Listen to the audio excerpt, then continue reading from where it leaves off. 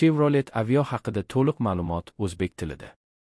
Chevrolet Aveo GM kompaniyasi tomonidan ishlab chiqarilgan ixcham kompakt sedan hatchback avtomobil modeli. Aveo 250 platformasi asosida ishlab chiqilgan. Texnik xususiyatlari: dvigatel hajmi 1.5 litr tor tipidagi benzin dvigateli.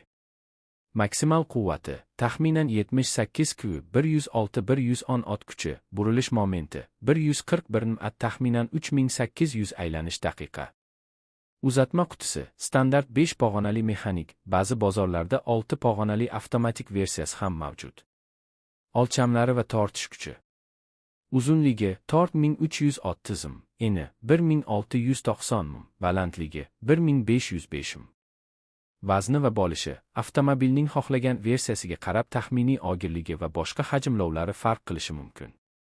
Yoqilgi sarfi va iqtisodiyligi: kombin qilingan yo'l sharoitida taxminan 6-5 litr 100 km yoqilgi sarfi, benzin, shahar sharoitida va yuqori yuklamada bu ko'rsatkich oshishi mumkin.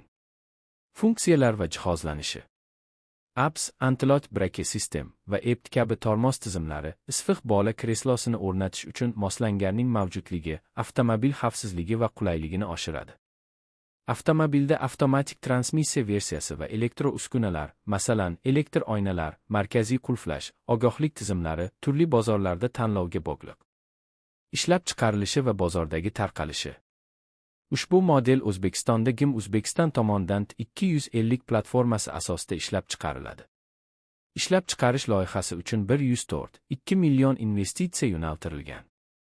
Yillik ishlab chiqarish quvvati taxminan 73-600 dona avtomobilni tashkil etadi. Narxi: 2020 yil modeli uchun ILS versiyasi O'zbekistonda taxminan 91-590-500 so'm qiymatida, LT versiyasi esa taxminan 100-313-400 so'mga teng bo'lgan. Ijobiy va salbiy tomonlari: mahalliy ishlab chiqarilishi tufayli ehtiyot qismlari va texnik xizmat ko'rsatuvchi markazlari mavjudligi, narxi qaraganda importga nisbatan arzonroq bo'lishi mumkin. Shahar sharoitida yoqilg'i sarfi nisbatan maqbul. Kuch va maksimal tezlik modellariga qarab cheklangan bo'lishi mumkin. Ba'zi jihozlar har versiyada standart emas, avtomatik transmissiyali versiyalari narxi yuqoriroq bo'lishi mumkin.